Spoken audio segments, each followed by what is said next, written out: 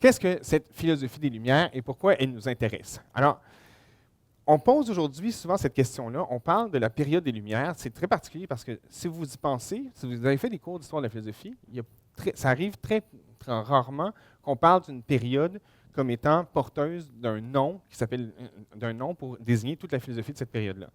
Et la raison pour laquelle c'est comme ça, c'est que dès la fin du 18e siècle, les philosophes ont commencé à réfléchir sur l'expérience qu'ils ont eue pendant ce 18e siècle-là. Et cette expérience-là, ils l'ont formulée de la façon suivante. En 1784, l'Académie de Berlin va lancer un grand concours. Et donc, les philosophes vont répondre à ce concours-là. Donc, le concours porte sur la question « Qu'est-ce que les Lumières ?» Donc, au fond, on demande aux philosophes de réfléchir sur qu'est-ce qu'on vient de vivre, qu'est-ce qui s'est passé ces 100 dernières années en philosophie pour que la philosophie connaisse autant de bouleversements. Et de façon très intéressante, ce que je vous présente aujourd'hui, c'est la réponse qu'Emmanuel Kant va envoyer à l'Académie de Berlin. Alors, c'est la première partie de mon exposé. Cette réponse de Kant, elle est intéressante parce qu'il nous dit ceci. Les Lumières, si on veut comprendre ce qui s'est produit au 18e siècle, il faut comprendre que la période des Lumières se caractérise par une devise. Tous les philosophes, même s'ils avaient des avis différents, ils se caractérisent par cette devise qu'il dit en latin « sapere aude », c'est-à-dire « ose savoir ». Qu'est-ce que ça signifie, oser savoir? Alors, dans un premier temps, on peut dire que ce que Kant essaie d'expliquer, c'est que les philosophes des Lumières se caractérisent par le fait d'avoir une audace très forte de chercher la vérité de façon absolument autonome, c'est-à-dire de chercher la vérité par soi-même. Les Lumières, c'est quoi? C'est la décision qui est prise par les philosophes de rechercher la vérité par soi-même. Ceux qui connaissent Descartes peuvent placer en quelque sorte Descartes comme une sorte de père de cette nouvelle manière de penser qu'est les Lumières. Il s'agit de repartir de soi et de chercher la vérité soi-même.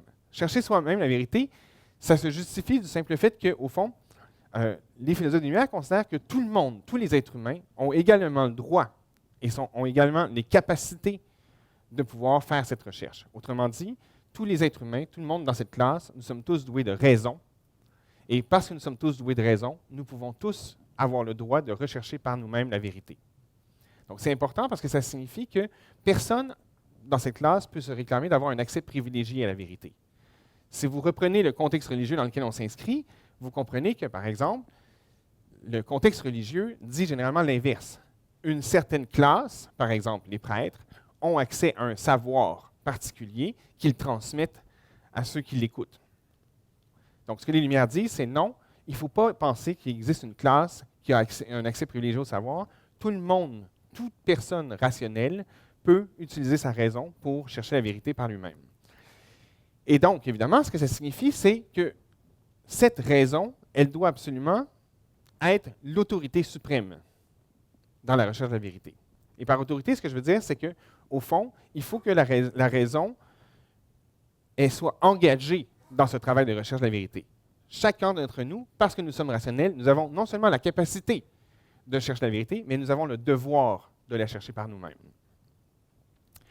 Pourquoi nous avons le devoir de la chercher par nous-mêmes? Parce que ce que les philosophes des Lumières disent, au fond, c'est le travail d'émancipation par excellence. Réaliser notre humanité, c'est réaliser ce fait que, au fond, quand je décide de croire à ce que quelqu'un d'autre me dit, je me mets en situation d'esclavage.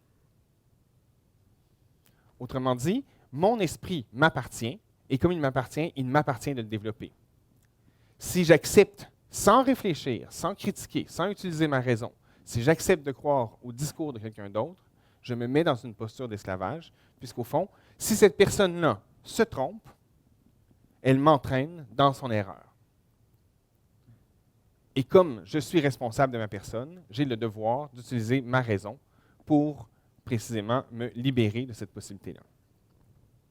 Alors, c'est ce que Kant annonce. Et donc, nécessairement, Kant dit, au fond, cette période des Lumières elle est importante parce qu'elle a rappelé à tous les êtres humains qu'il leur appartenait de faire la recherche de la vérité par eux-mêmes et de se dégager des autorités.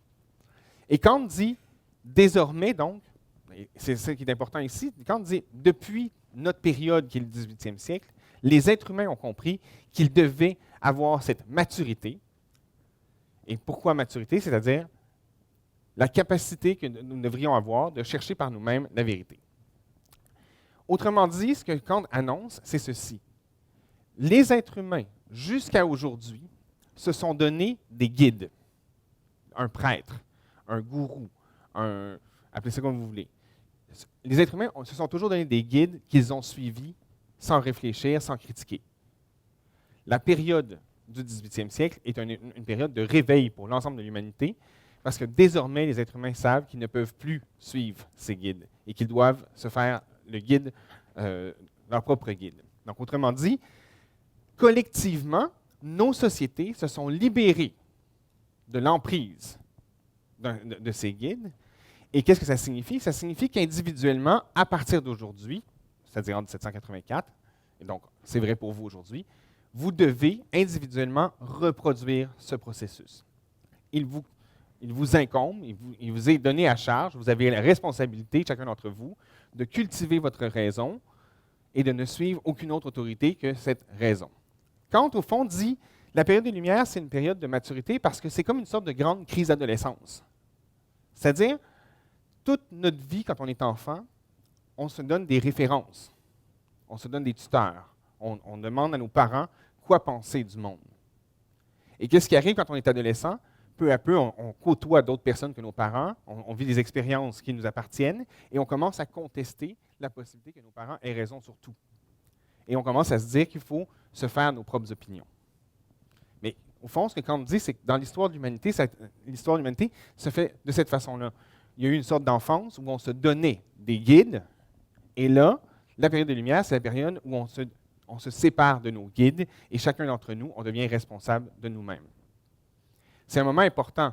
Si vous voulez un exemple, j'ai une fille de 14 ans, et elle a vécu, donc, il y a 6 ans, une crise assez particulière. Elle est rentrée de l'école, et elle m'a demandé, « Bon, papa, il faut qu'on règle ça. Est-ce que le Père Noël existe? » Là, elle m'a dit, non, mais c'est parce que là, on discute de ça en classe, et là, je commence à me demander si tu ne m'as pas toujours menti.